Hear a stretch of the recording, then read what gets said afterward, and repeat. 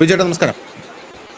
നമസ്കാരം ചേട്ടാ, മാത്യു വാൻഡക് ഇയാള് കൊൽക്കത്ത വിമാനത്താവളത്തിൽ വെച്ച് പിടിയിലായിട്ടുണ്ട്. നമ്മുടെ രാജ്യം മുഴുവൻ ഇപ്പൊ ചർച്ച ചെയ്തുകൊണ്ടിരിക്കുന്ന ഒരു പേരാണ് ഈ മാത്യു വാൻഡക് എന്ന് പറയുന്നത്. ആരാണ് ഈ മാത്യു വാൻഡക് എന്നുള്ള ചോദ്യത്തിന് നമ്മുടെ മലയാളികൾ പെട്ടെന്ന് ആലോചിക്കും, ആരാ മാത്യു വാൻഡക്, ആരുടെ ഇവനൊക്കെ എന്നായിരിക്കും പലപ്പോൾ ആലോചിക്കുന്നത്. കാരണം നമ്മുടെ കേരളത്തിലെ മാധ്യമങ്ങളൊന്നും ഇത് ചർച്ച ചെയ്യുന്നില്ല. ആരാണ് മാത്യു വാൻഡക് എന്ന് പോലും അവർക്കറിയില്ല. അവർ ഇലക്ഷന്റെ പിന്നിലും കമനയുടെ പിന്നിലുമാണ് അവർ ഓടിക്കൊണ്ടിരിക്കുന്നത്. പക്ഷേ ഈ ലോകം മുഴുവൻ യുദ്ധം നടക്കുമ്പോഴും നമ്മുടെ രാജ്യത്തിനകത്ത് മാത്രം സന്തോഷത്തോടുകൂടി പല ആൾക്കാരും ഇരിക്കുന്നതും നമ്മുടെ രാജ്യം മാത്രം സാമ്പത്തികമായി മുന്നോട്ട് നല്ല രീതിയിൽ പോകുന്നതും പല ആൾക്കാർക്കും ഇഷ്ടപ്പെടുന്നില്ല എന്നാണ് തോന്നുന്നത്. ഈ മാത്യു വാൻഡക് എന്ന് പറയുന്നത് അമേരിക്കയുടെ ഒരു കൂലിപ്പടയാളിയാണ്. അങ്ങനെയാണ് നമ്മുടെ രാജ്യത്തെ മാധ്യമങ്ങളൊക്കെ ഇയാളെ വിശേഷിപ്പിക്കുന്നത്. ഇയാള് പിടിയിലായത് നമ്മുടെ ദേശീയ മാധ്യമങ്ങളടക്കം വലിയ വാർത്തയാക്കിയിരുന്നു. ഇയാൾ മാത്രമല്ല പിടിയിലായത്, ഇയാളുടെ കൂടെ 6 യുക്രൈൻ പൗരന്മാരെയും പിടിയിലായിട്ടുണ്ട്. NIA ആണ് പിടികൂടിയത്. ഈ സിനിമയെ വെല്ലുന്ന നീക്കത്തിലൂടെയാണ് ഇവരെ പിടികൂടിയത് എന്നൊക്കെയാണ് നമ്മുടെ മാധ്യമങ്ങളൊക്കെ ഇത് കൊടുത്തിരിക്കുന്നത്. ലക്നൗ, ഡൽഹി, കൊൽക്കത്ത വിമാനത്താവളങ്ങളിൽ നിന്നാണ് ഇവരെല്ലാം പിടിച്ചത്. ഇവർക്ക് മേൽ ചുമത്തപ്പെട്ടിരിക്കുന്ന ആരോപണം എന്ന് പറയുന്നത് ഇവർ മിസോറാം വഴി അനധികൃതമായി മ്യാൻമറിലേക്ക് കടന്ന് മ്യാൻമറിൽ ഇന്ത്യയെ അസ്ഥിരപ്പെടുത്താൻ കഴിവുള്ള പല സായുധ സംഘടനകൾക്കും ഡ്രോൺ കൊടുക്കുന്നു എന്നുള്ളതാണ്. നിലവിൽ ആയുധം കൊടുക്കുന്നു, അതിൽ ഡ്രോൺ ആണ് ഇപ്പോൾ കണ്ടെത്തിയിട്ടുള്ളത്. നല്ല അതിമാരക പ്രഹരശേഷിയുള്ള ഡ്രോൺ കൊടുക്കുന്നു എന്നുള്ളതാണ്. അതിന്റെ സാങ്കേതിക വിദ്യയും കൈമാറാൻ ശ്രമിച്ചു എന്നുള്ളതാണ് പ്രധാനപ്പെട്ട കാര്യം.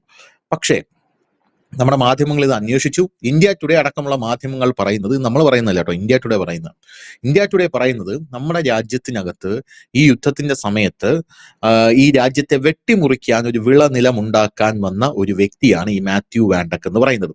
ഇയാളുടെ വിശദമായിട്ടുള്ള വിവരങ്ങളിലേക്ക് നമ്മൾ ഊളിയിട്ട് ഇറങ്ങുകയാണെങ്കിൽ സത്യം പറഞ്ഞാൽ നമ്മൾ ഞെട്ടിപ്പോവും.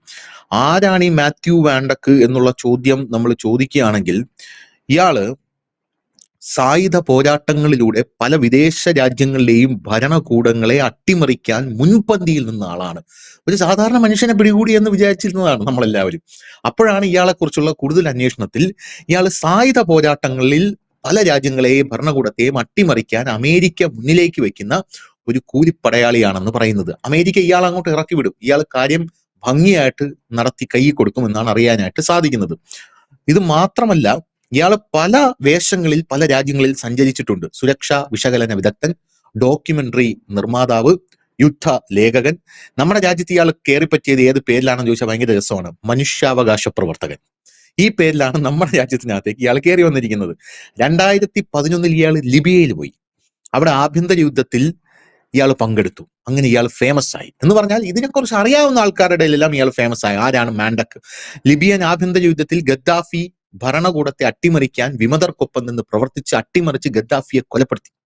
അങ്ങനത്തെ ഒരു സാഹചര്യം അവിടെ ഉണ്ടായിരുന്നു. അന്ന് ലിബിയൻ ജയിലിൽ ഇയാളെ പിടിച്ച് തടവിലാക്കി. ഇറാഖിലെ ഐസിസ് വിരുദ്ധ പോരാട്ടം, സിറിയൻ ആഭ്യന്തര യുദ്ധം, റഷ്യക്കെതിരായ യുക്രൈൻ പടയാളികളുടെ പരിശീലനം തുടങ്ങി ലോകത്തെ പ്രധാന സംഘർഷ മേഖലകളിലെല്ലാം ഇയാളുടെ പേരുണ്ട്. ഇയാളെയാണ് നമ്മൾ പിടിച്ചിരിക്കുന്നത്. അപ്പൊ ചെറിയൊരു വ്യക്തിയല്ല ഇയാൾ. എന്താണ് കൂടുതൽ വിശദാംശങ്ങൾ? ഇതിൽ കൂടുതൽ എനിക്ക് ഇയാളെ കുറിച്ച് പറയാനറിയില്ല. ഇയാൾ എന്തിനാണ് നമ്മുടെ നാട്ടിലേക്ക് വന്നത്? ഇപ്പോ അദ്ദേഹത്തിന്റെ ഒരു ജീവചരിത്രം ധനുഷ് പറഞ്ഞു കഴിഞ്ഞു. ഇനി ആളെ കുറിച്ച് കൂടുതൽ പറയേണ്ട ആവശ്യമില്ല. പക്ഷെ അയാളെന്തിന് ഇന്ത്യ വന്നു എന്നുള്ളതാണ് നമ്മുടെ ചർച്ചാ വിഷയം. നമ്മളിപ്പോ അതാണ് അനാലിസിസിന് വേണ്ടി എടുക്കുന്നത്. നമ്മൾ കുറച്ചുനാൾ മുമ്പ് നമ്മൾ ഇതേ പ്ലാറ്റ്ഫോമില് ഇന്ത്യയെ വിട്ടുമുറിച്ചുകൊണ്ട് ഒരു ക്രിസ്തു രാജ്യം സ്ഥാപിക്കുക, ആ ക്രിസ്തു രാജ്യം എന്നുള്ള വാക്ക് ആദ്യമായി ഈ മാധ്യമ ലോകത്തിന് സംഭാവന ചെയ്തത് ഇന്ത്യ ടുഡേയാണ്. അപ്പൊ ക്രിസ്തു രാജ്യം സ്ഥാപിക്കാനുള്ള ഒരുക്കം നടക്കുന്നു എന്നുള്ളത് നമ്മുടെ ഇന്റലിജൻസ് റിപ്പോർട്ട് ചെയ്തു ആദ്യം. അതിനുശേഷം ബംഗ്ലാദേശിന്റെ മുൻ പ്രധാനമന്ത്രി ഷെയ്ഖ് ഹസീന അവർ പറഞ്ഞത് ഈ മ്യാൻമാറിന്റെ കുറെ ഭാഗങ്ങൾ, അതുപോലെ ചിറ്റഗോങ്, വടക്കുകിഴക്കൻ സംസ്ഥാനങ്ങൾ വെട്ടിമുറിച്ചുകൊണ്ട് ഒരു ക്രിസ്തീയ രാജ്യം സ്ഥാപിക്കാൻ തന്നെ ഒരു US പൗരൻ സമീപിച്ചിരുന്നു. ആ US പൗരന്റെ പേരാണ് ധനുഷ് ഇപ്പോൾ പറഞ്ഞത്. ഈ US പൗരൻ അതിനുവേണ്ടി ഞങ്ങളെ സഹായിക്കണം എന്ന് പറഞ്ഞിരുന്നു. അതായത് സമുദ്രമേഖല, അതായത് ഈ ചിറ്റഗോങ് എന്ന് പറയുന്നതിന് അടുത്തുള്ള തുറമുഖം, നമുക്കറിയാം, നമ്മൾ ഒരുപാട് ചർച്ച ചെയ്തിട്ടുള്ള ആ പ്രദേശങ്ങളും ഒക്കെ, അവിടുത്തെ തുറമുഖങ്ങളെ കുറിച്ച്. അപ്പൊ പിന്നെ അത് പ്രേക്ഷകർക്ക് അറിയാൻ പറ്റുമാകും.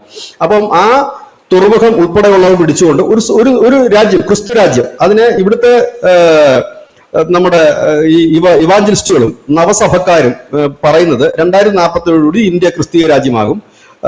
അവര് പറയുന്നത് ക്രിസ്തു രാജ്യം എന്നല്ല പറയുന്നത്, സ്വർഗരാജ്യം എന്നാണ് അവർ പറയുന്നത്. ഇതിനുള്ള ശ്രമമാണ് നടക്കുന്നത്. ഇതിനു മുൻപ് ഇതേ പ്ലാൻ തന്നെ മുൻപുണ്ടായിരുന്നു. അതായത് ഈ ദ്രാവിഡ സ്ഥാൻ, അതായത് ഈ തമിഴ്നാട്, കേരളം, ഒക്കെ വെച്ചുകൊണ്ട് ജിഹാദികളുമായി ചേർന്നുകൊണ്ട് ഇതേ നവസഭ മിഷണറിമാരുടെ വർക്കിൽ കൂടെ അങ്ങനെ ഒരു സ്ഥാൻ, അതായത് ദ്രാവിഡ സ്ഥാൻ ഉണ്ടാക്കാൻ ഒരു പ്ലാൻ ഉണ്ടായിരുന്നു. ഒപ്പം തന്നെ പഞ്ചാബികളും ഖാലിസ്ഥാനെയൊക്കെ ഉൾപ്പെടുത്തിക്കൊണ്ട് ഖാലിസ്ഥാൻ ഉണ്ടാക്കുക.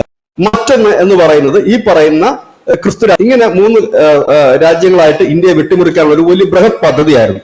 അതിന്റെ ഭാഗമായിട്ടാണ് നമുക്കറിയാം ഈ അടുത്ത സമയത്ത് കേരളത്തിലുള്ള ചില യൂട്യൂബ് ചാനലുകൾ അടക്കം അവർ വളരെ ഉറപ്പിച്ച് പറയുന്നു 2047 ഇത് ക്രിസ്തീയ രാജ്യമാകും, ഇവിടെ ക്രിസ്ത്യാനിയെ തൊട്ടാൽ അങ്ങനെയാണ്. ഇത് ക്രിസ്ത്യാനിയുമായിട്ടുള്ള ഇതിന് ബന്ധമില്ല.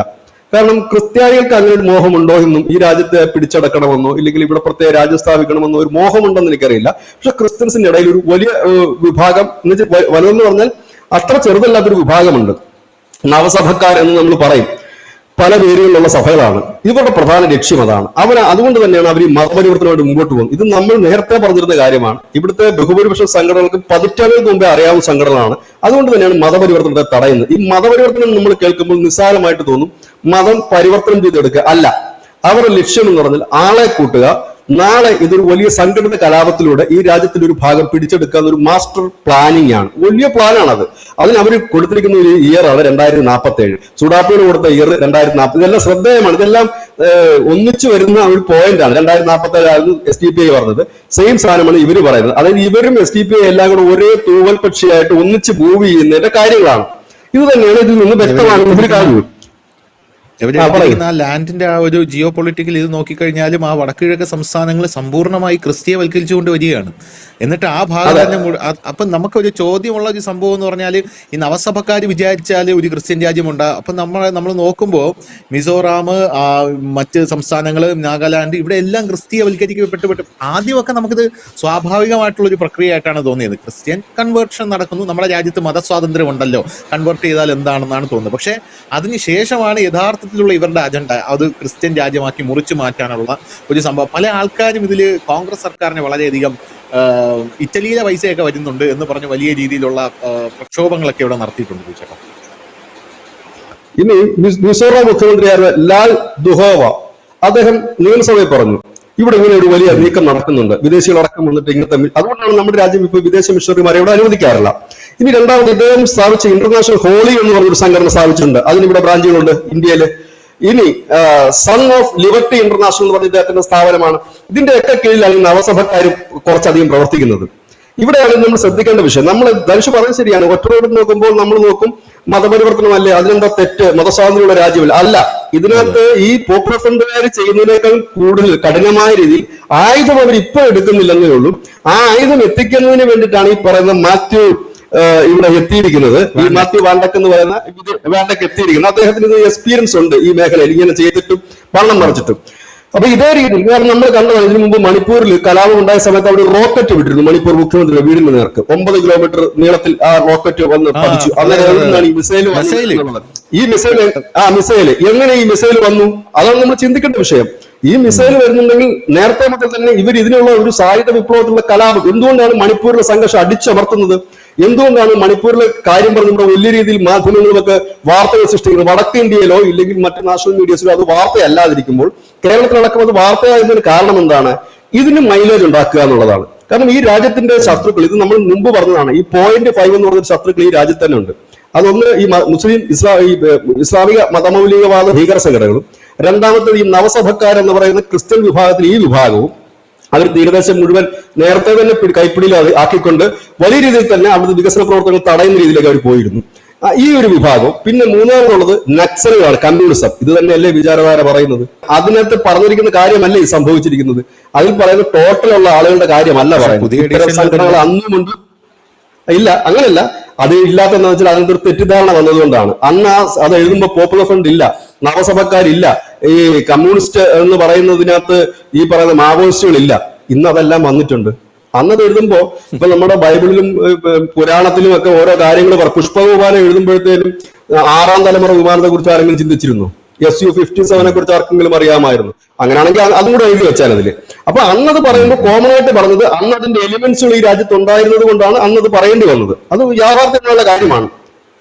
അതിന്റെ പുതിയ വേർഷനാണിത്. അപ്പൊ ഇത് എന്തുകൊണ്ടാണ് ഈ മതപരിവർത്തനത്തെ പലരും തടയുന്നതെന്ന് ചോദിച്ചാൽ ഇതുകൊണ്ട് തന്നെയാണ് തടയുന്നത്. കാരണം അവരുടെ ലക്ഷ്യം മതം മാറ്റി ഇവിടെ ഉണ്ടാക്കുക എന്നുള്ളത്, മതം മാറ്റി ഈ രാജ്യം പിടിച്ചെടുക്കുക എന്ന ലക്ഷ്യത്തോടു കൂടി തന്നെയാണ് അവർ പോകുന്നത്. അതുകൊണ്ട് തന്നെയാണ് തടയപ്പെടുന്നത്. ആ തടയലിന് കഴിഞ്ഞ ദിവസം അമേരിക്കയുടെ ഒരു കമ്മീഷൻ റിപ്പോർട്ട് പുറത്തു വന്നിരുന്നു. അതിനകത്ത് എന്താണ് പറഞ്ഞത്? RSS നിരോധിക്കണം, റോയെ നിരോധിക്കണം എന്നാണ് പറഞ്ഞത്. റോയെയും RSS നിരോധിക്കണം. റോ എന്ന് പറഞ്ഞാൽ ഈ രാജ്യത്തിന്റെ എണ്ണം പറഞ്ഞ ഒരു രഹസ്യാന്വേഷണ സംഘടനയാണ്. അതിനെ RSS കൂടെ തന്നെ രണ്ടും നിരോധിക്കണമെന്നാണ് ഇവിടെ പറഞ്ഞിരിക്കുന്നത്. ഇതെല്ലാം എന്താണ്, എല്ലാം ഇവർ ഒരുക്കി വെച്ചിരിക്കുകയാണ്. ഇതിനു വേണ്ടിയിട്ടാണ് ഇവിടെ കോൺഗ്രസ് അടക്കമുള്ള പ്രതിപക്ഷ പാർട്ടികളും കുഴലൂതിക്കൊണ്ടിരിക്കുന്നത്. കാരണം അവരുടെ ലക്ഷ്യം ഇത് തന്നെയാണ്. കാരണം അവർക്ക് ഈ രാജ്യത്ത് കൈയിട്ട് വാരണം, പിന്നെ ബാക്കിയുള്ളവർക്ക് എന്തെങ്കിലും ആയിക്കോട്ടെ എന്ന് പറഞ്ഞത്. ആ കോൺഗ്രസിനെ അധികാരത്തിൽ ഏറ്റുന്നതിന് വേണ്ടിയിട്ടാണ് ഈ സംഘടന ന്യൂനപക്ഷം എപ്പോഴും ശ്രമിച്ചുകൊണ്ടിരിക്കുന്നത്. കേരളത്തിൽ നോക്കിക്കോളൂ, അവര് കോൺഗ്രസിന് തന്നെ അവർക്ക് സ്ഥാനാർത്ഥിയെ നിർത്താൻ പറ്റുന്നില്ല. അവര് ഭരിക്കണമെന്ന് പറയുന്ന പാർട്ടികൾ തമ്മിൽ ഇതുവരെ തീരുന്നില്ല. ആ പാർട്ടി അധികാരത്തിൽ എത്തിക്കാൻ വേണ്ടിയിട്ട് ഈ ന്യൂനപക്ഷ വിഭാഗങ്ങൾ സംഘടിതമായി അവർക്ക് മുന്നിൽ അണിനിരക്കുകയാണ്. കാരണം ഈ കേരളത്തിലെങ്കിലും അവർക്ക് കുറഞ്ഞ പക്ഷം അത് ആ രീതിയിലേക്ക് ജയിപ്പിച്ചെടുത്തേ പറ്റൂ. നാഷണൽ ലെവലിൽ അവർക്ക് അതിനുള്ള സ്കോപ്പ് ഇപ്പോഴില്ല, പക്ഷെ അതിനു വേണ്ടിയുള്ള ശ്രമങ്ങൾ അവർ നടത്തുന്നുണ്ട്. ഇതാണ് ഇവിടുത്തെ ഒരു ചെറിയ രീതി. ഇത് ഞാൻ പറയുമ്പോൾ ഒരു കാര്യം, ഇവിടെ ശ്രദ്ധേയമായ കാര്യം, ഇതിനകത്ത് മാന്യമായ രീതിയിൽ പ്രവർത്തിക്കുന്ന ഒരുപാട് നല്ല സഭകളുണ്ട്. ഞാൻ ഈ ഒരുപാട് സഭയുടെ മേലധ്യക്ഷന്മാരുമായിട്ട് സംസാരിച്ചിട്ടുണ്ട്. അവർക്കാർക്കും ഇങ്ങനെയുള്ള കാര്യങ്ങൾക്ക് വലിയ താല്പര്യമില്ല. അവർ പറയുന്നത് ഞങ്ങളുടെ ആൾക്കാരെ തന്നെ പോറ്റിക്കൊണ്ടുപോകാൻ വലിയ പാടാണ്, മെയിൻറ്റെയിൻ ചെയ്ത് പോകാനായിട്ട്. പിന്നെ പുറത്തുനിന്ന് ആളുകളെ കൂട്ടിയിട്ട് ഇവിടെ പ്രത്യേകിച്ചൊന്നും നേടാനില്ല എന്നാണ് പറയുന്നത്. കാരണം ഇവിടെ പക്ഷെ നവസഭക്കാരെ നോക്കൂ, അവരിപ്പോ ഈ അടുത്ത് കേരള സ്റ്റേറ്റിൽ പോയിട്ട് ഇവിടെ സഭ എന്നുള്ളൊരു അംഗീകാരം അവർ നേടിയെടുത്തിരിക്കുകയാണ്. പക്ഷെ ഒരു കാര്യം വളരെ വ്യക്തമാണ്, ഇവരിനി എങ്ങനെയൊക്കെ തലകുത്തി മറിഞ്ഞു എന്ന് പറഞ്ഞു കഴിഞ്ഞാൽ ഇവിടെ അവർക്ക് സംവരണം കിട്ടാൻ പോകുന്നില്ല. ഈ പിന്നോക്കക്കാരെ മുഴുവൻ മാറ്റിയെടുത്താലും സംവരണം ഈ ഭരണഘടന പറയുന്നുമില്ല, കൊടുക്കുന്നുമില്ല. നെഹ്റുവിന്റെ കാലത്ത് കുറെ തെണ്ടിത്തരം കാണിച്ചിരുന്നു. അതിന്റെ ഭാഗമായി കുറച്ചൊക്കെ സംവരണം ലക്ഷദ്വീപ് അടക്കം കിടക്കുന്നവർക്ക് കിട്ടിയിട്ടുണ്ട്. പക്ഷെ ഇനി ആ സംവരണം മുമ്പോട്ട് പോലും അതും എടുത്ത് കളയും. ഏക സിവിൽ കോഡോട് വന്നു കഴിഞ്ഞാൽ ഇതൊന്നും കിട്ടാൻ പോകുന്നില്ല. അത് ഹിന്ദുവിനും സിഖ് വിഭാഗത്തിൽ പെടുന്നവർക്ക് മാത്രമേ ഉള്ളൂ സംവരണം. അല്ലാതെ മറ്റൊരു പിന്നോക്ക കാസ്റ്റിൽ കിടക്കുന്ന അവനെ ഇങ്ങോട്ട് മാറ്റിയെടുത്തിട്ട് ഇവിടെ സംവരണം കൊടുക്കുന്ന എവിടുത്തെ ന്യായം?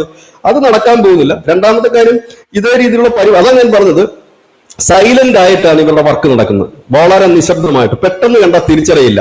പക്ഷെ വളരെ ശക്തമല്ല. ഇപ്പോൾ നമ്മൾ ചിന്തിക്കേണ്ട കാര്യം, ഈ വടക്കുകിഴക്കൻ സംസ്ഥാനത്തും ഈ ജാർഖണ്ഡിലും ഉത്തരാഖണ്ഡിലും ഇവർ സംഘടിതമായ ആക്രമണങ്ങൾ നടത്തുന്നുണ്ട്.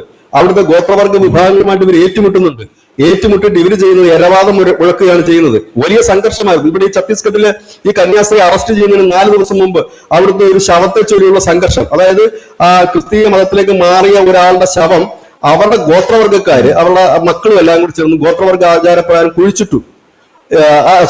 ഈ ക്രിസ്ത്യൻ വിഭാഗം കൊണ്ടുപോയിട്ട് ഇവരുടെ ശ്മശാനത്തിൽ കുഴിച്ചിടണമെന്ന് ഇവർ പറഞ്ഞത് പറ്റത്തില്ല എന്ന് പറഞ്ഞു. ഞങ്ങളുടെ സമുദായത്തിന്റെ ആചാരപ്രകാരമുള്ള ശ്മശാനമാണ്, ഇവിടെ ആ പരിപാടികൾ നടക്കത്തില്ല എന്ന് പറഞ്ഞു. അതിന്റെ പേരിൽ ഇവർ സംഘർഷം ഉണ്ടാക്കി ഇല്ലേ? ഈ ഛത്തീസ്ഗഡിൽ തന്നെ എന്താണ് സംഭവിച്ചത്? ഈ റെയിൽവേ സ്റ്റേഷനിലുള്ള സംഭവത്തിൽ അവിടെ വെച്ച് ഫോൺ ചെയ്യുമ്പോൾ 100 കണക്കിന് ആളുകൾ വരികയാണ് അറ്റാക്ക് ചെയ്യാനായിട്ട്. നമ്മൾ വിചാരിക്കുന്നത് പാവം സെറ്റപ്പ് അല്ലത്.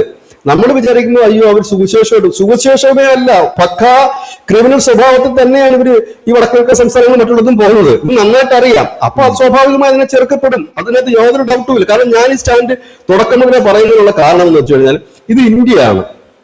നിങ്ങൾ വിചാരിക്കുന്നത് വളരെ സിമ്പിൾ ആയിട്ട് ഇവിടെ ഒരു പണി നടക്കത്തില്ല. ഒന്നെങ്കിൽ നമുക്ക് ഈ മുഖ്യധാരയോടൊപ്പം ഒന്നിച്ചു പോകാൻ പറ്റും.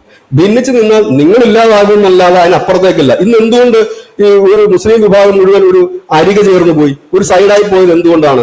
ഈ പോപ്പുലർ ഫ്രണ്ട് പോലെയുള്ള സംഘടനകൾ ഈ രാജ്യത്തെ വെട്ടിമുറിക്കാനും അധികാരം പിടിച്ചെടുക്കാനും വേണ്ടി മുമ്പോട്ട് വന്നപ്പോൾ അവരുടെ വിഘടനവാദ സ്വഭാവത്തിനെ കണ്ടുകൊണ്ടാണ് ഇവരോട് എല്ലാവരും വെറുപ്പ് തോന്നിയത്. അതേ സമാനമായ ഒരു അവസ്ഥയിലേക്ക് ഇവിടുത്തെ ഈ ക്രിസ്ത്യൻ വിഭാഗം പോകുന്നുള്ളതായിരുന്നു യാതൊരു ഡൗട്ടുമില്ല. കാരണം ആരും അടുപ്പിക്കാത്ത ഒരു അവസ്ഥയിലേക്ക് എത്തും, ഒരു അകലത്തിലേക്ക് നിർത്തുന്ന അവസ്ഥയിലേക്ക് എത്തും. ഇവിടെ ഒരു കാര്യം ശ്രദ്ധിക്കേണ്ട ഒരു വിഷയമുണ്ട്.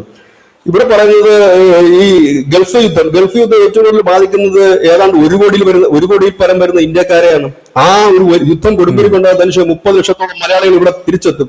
പക്ഷെ അമേരിക്കയിലുള്ളത് 3 ലക്ഷം ഇന്ത്യക്കാരാണ്, ടോട്ടൽ 3 ലക്ഷം ഇന്ത്യക്കാര്. ആ വരുന്ന 3 ലക്ഷം ഇന്ത്യക്കാര് ഈ ലോകത്തിന്റെ എവിടെ പോയാലും ജോലി കിട്ടുന്നവരാണ്. കാരണം ഡോക്ടർമാരും എഞ്ചിനീയർമാരും സയന്റിസ്റ്റുകളും എക്കണോമിസ്റ്റുകളുമായിട്ടുള്ളവരാണ്. പക്ഷേ ഈ ഗൾഫിൽ പോയിരിക്കുന്ന സാധാരണപ്പെട്ട പ്രവാസികളാണ് പോയിരിക്കുന്നത്. അവിടുത്തെ ലേബർ പണികൾക്ക് പോയിരിക്കുന്നവരുണ്ട്, മെയിൻ്റനൻസ് പണികൾക്ക് പോയിരിക്കുന്നവരുണ്ട്, സാധാരണപ്പെട്ടവരാണ്. അവരുടെ ജീവിത പരിവേഷം ദുഷ്കരമാണ്. അതുകൊണ്ട് അമേരിക്കൻ ഇന്ത്യക്കാരെ പുറത്താക്കുന്നത് ഒരു വലിയ വാർത്ത തന്നെയാണത്. അവിടെ ഒരു സാമ്പത്തിക ഈ രാജ്യത്ത് വരുന്നുണ്ട്. പക്ഷെ അവരെ സംബന്ധിച്ച് അവരുടെ ജോലിക്ക് വലിയ ആശങ്കകൾ ഉണ്ടാകാൻ സാധ്യതയില്ല. പക്ഷെ ഇവിടെ ഉണ്ടത്. ഇതൊക്കെ പറഞ്ഞ് വരട്ടുക, കുറെ നാളായിട്ട് ഇവിടെ കിടന്ന് വരട്ടുക. അവിടെ ഞങ്ങൾ പറഞ്ഞു വിടും, RSSനെ മൂക്കി കയറ്റി ഇവിടെ ഒരു കോപ്പൊന്നും നടക്കത്തില്ല. വളരെ ക്ലിയർ ആയിട്ട് തന്നെ നമ്മൾ പറയുന്നു, ഈ രാജ്യത്ത് ഈ ഒരു ഇതിനെ നമ്മൾ നിർമ്മാർജ്ജനം ചെയ്യേണ്ട കാര്യമാണ്. നമ്മൾ ടാർഗറ്റ് ഇട്ടിരുന്നത് 2024 തീവ്ര ഇസ്ലാമിസ്റ്റുകളെ ഇല്ലായ്മ ചെയ്യുക എന്നുള്ളതായിരുന്നു നമ്മുടെ ലക്ഷ്യമെങ്കിൽ 2024 തൊട്ട് നമ്മൾ 2029 വരെ നമ്മൾ ലക്ഷ്യപ്പെടുന്നത് ഗ്രൂപ്പുകളെ ഇല്ലായ്മ ചെയ്യുകയാണ്. ഇത് വളരെ നാടകീയമായിട്ട് തന്നെയാണ് പിടിച്ചിരിക്കുന്നത്. വളരെ ഇതെങ്ങനെ ഇവിടെ എത്തി എന്നുള്ളതാണ് ഇതിനകത്തൊരു കാര്യം. അതായത് ഈ അയാളെ കുറിച്ച് ധനുഷ് ആദ്യം പറഞ്ഞുകൊണ്ട് ഞാൻ അതിലേക്ക് കടക്കുന്നില്ല. അയാളുടെ ഒരു ചിത്രം ഇപ്പൊ പ്രേക്ഷകർക്ക് വ്യക്തമായി കാണും. അതായത് ഈ രാജ്യത്തെ വെട്ടിമുറിക്കാൻ വേണ്ടി, ക്രിസ്തുരാജ്യം സ്ഥാപിക്കാൻ വേണ്ടിയിട്ട് ഒരു ശ്രമം, ഇത് കാലാകാലങ്ങളിൽ നടക്കുന്നതാണ്. ഇവിടെയാണ് ഞങ്ങൾ മതപരിവർത്തനത്തിന് പോകുന്നവരാണ്, ഞങ്ങളെ തടയരുതെന്ന് പറയാൻ. ഇവരുടെ ഒരു വലിയ പിടിവലി എന്ന് പറഞ്ഞാൽ മാവോയിസ്റ്റുകളായിരുന്നു. ആ മാവോയിസ്റ്റുകളെ തീർത്തു കഴിഞ്ഞു, 94% ഇല്ലാതാക്കി. ഇപ്പോൾ ആ ഒരു ഏരിയയിലേക്ക് ഇവർക്ക് പ്രവർത്തിക്കാനോ ആ ലിങ്ക് ഇപ്പോൾ ഇവർക്ക് ഇല്ല. ആ ലിങ്കിലേക്ക് പോകാൻ കഴിയുന്നില്ല. സുഡാപ്പി ലിങ്കിലേക്കും പോകാൻ കഴിയുന്നില്ല. കാരണം സുഡാപ്പി ലിങ്ക് ആക്റ്റീവാണ് ഇവരുമായിട്ടുള്ളത്, ഇപ്പോഴും ആക്റ്റീവാണ് സുഡാപ്പി ലിങ്ക് ഇവരുമായിട്ട്. ആക്റ്റീവായിട്ട് തന്നെയാണ് ഇവർ മുമ്പോട്ട് പോകുന്നത്. അപ്പം ഇതിനകത്ത് മുമ്പോട്ട് പോകാൻ പല രീതിയിൽ തടസ്സപ്പെടുകയൊക്കെ ചെയ്യും. അപ്പോഴാണ് ഇതുപോലെയുള്ള NGOകൾ വഴി ഒരു മാനുഷിക വേഷം കെട്ടി, മാധ്യമപ്രവർത്തകന്റെ വേഷം കെട്ടിയൊക്കെ ഇവിടെ കിടന്ന് നിറഞ്ഞാടുന്നത്. ഇവരൊക്കെ തിരിച്ചറിയാനായിട്ട് വളരെ സിമ്പിളാണ്. ഇതെല്ലാവർക്കും തിരിച്ചറിയാൻ കഴിയുന്ന കാര്യമാണ്. തിരിച്ചറിയപ്പെടുമ്പോഴാണ് അവരെ തടയപ്പെടുന്നത്. സ്വാഭാവികം കാര്യം. വലിയ വാർത്ത തന്നെയാണ് ഈ രാജ്യത്ത് കഴിഞ്ഞ 2 ദിവസമായിട്ട് നാഷണൽ മീഡിയാസ് എടുത്തിട്ടുള്ള വലിയ വാർത്തകളൊന്നാണ്. എനിക്ക് തോന്നുന്നു റിപ്പബ്ലിക് TV ഇത് അവരുടെ ഡിബേറ്റിന്റെ ഒരു സബ്ജക്റ്റ് ആക്കി തന്നെ ഞാൻ മാറ്റിയിരുന്നതാണ് എനിക്ക് തോന്നുന്നത്.